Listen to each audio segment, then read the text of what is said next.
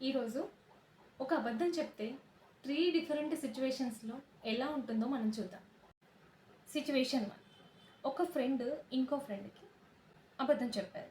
ఏదో ఒక విషయంలో అనుకోండి. ఆ విషయం అబద్ధమని ఒక థర్డ్ పర్సన్ ద్వారా ఫ్రెండ్‌కి కన్వే అయింది. అప్పుడు ఆ ఫ్రెండ్ దృష్టిలో అసలు వాళ్ళు మనకి ఇప్పటిదాకా చెప్పినవన్నీ నిజాలేనా? లేకపోతే అవి కూడా అబద్ధాలా? అనే ఫస్ట్ క్వెషన్ వస్తుంది. అవునా?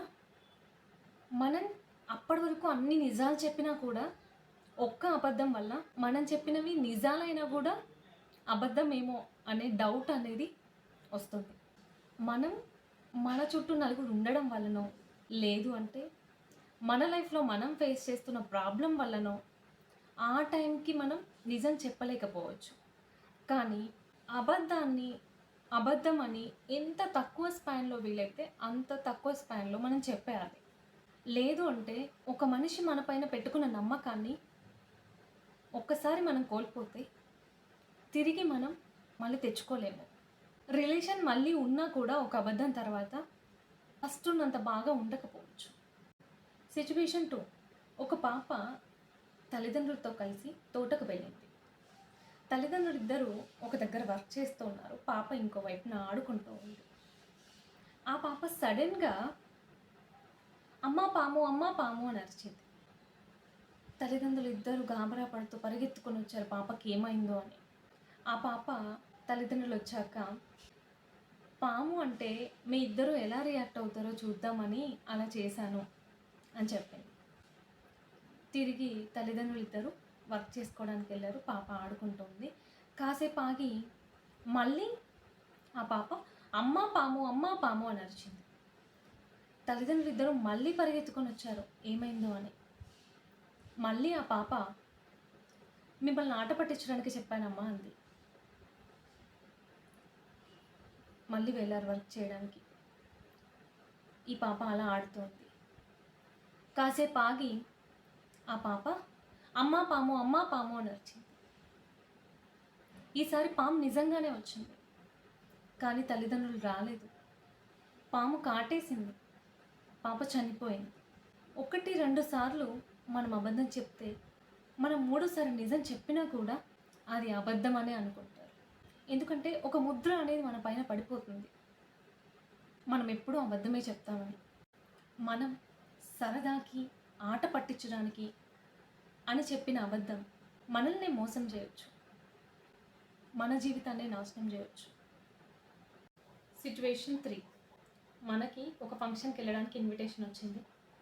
ఆ ఫంక్షన్ మనం అటెండ్ అవ్వడానికి డిస్టెన్స్ ఎక్కువనో, లేదు అంటే ఎండలు ఎక్కువ ఉన్నాయనో, లేకపోతే ఇంకేదైనా రీజన్ అనుకోండి, వేరే వాళ్ళ కార్ తీసుకొని మనం వెళ్ళాం. ఆ ఊరు మనం వెళ్ళక చాలా రోజులు అయిందనుకోండి. మనం ఆ ప్లేస్ రీచ్ అయ్యి కార్ నుంచి దిగుతుండగానే మనకు తెలిసిన వాళ్ళు ఎవరో వచ్చి బాగున్నారా అని అడిగారు. దాంతో సంభాషణలో కార్ కొన్నారా అని అడిగారు. మనం అవును అని చెప్పేసాం. ఫంక్షన్ అయిపోయింది, ఇంటికి వచ్చేసాం. తర్వాత కొన్ని రోజులకి అదే ఊరికి ఏదో వర్క్ పైన మనం మళ్ళీ వెళ్ళాల్సి వచ్చింది.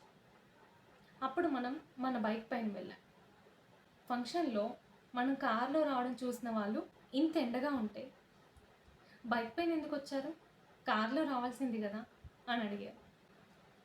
అప్పుడు మనం దగ్గర వాళ్ళు కొంచెం అర్జెంటుగా ఎక్కడికో వెళ్ళాలి అంటే కార్ ఇచ్చాను, అందుకని బైక్ పైన రావాల్సి వచ్చింది అని చెప్పారు.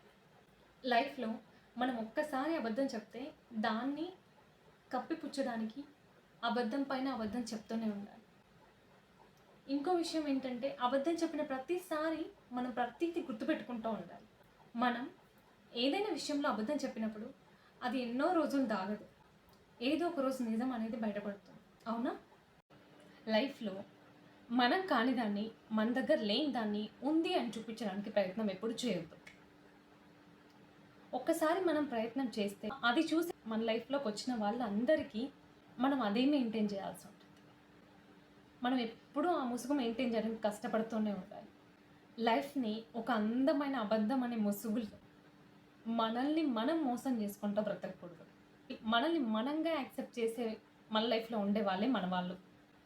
మనకేదో ఉందని మన లైఫ్లో ఉండేవాళ్ళు మనకి లైఫ్లో లేకపోయినా ఓకే, అది మనం గుర్తుంచుకోవాలి. సో ఫైనల్గా మనం నేర్చుకుంది, మనల్ని నమ్మిన వాళ్ళతో మనం ఎప్పుడూ అబద్ధం చెప్పకూడదు, మనం మోసం చేయకూడదు. మనం సరదాకి ఆట పట్టించడానికి చెప్పిన చిన్న అబద్ధం వల్ల మనమే మోసపోవచ్చు, మనకే నష్టం జరగవచ్చు. వేరే వాళ్ళ కోసం మనం ఒక అబద్ధంలో బ్రతకూడదు. Thanks for watching the video till the end. If you like it, please like, share and subscribe my channel.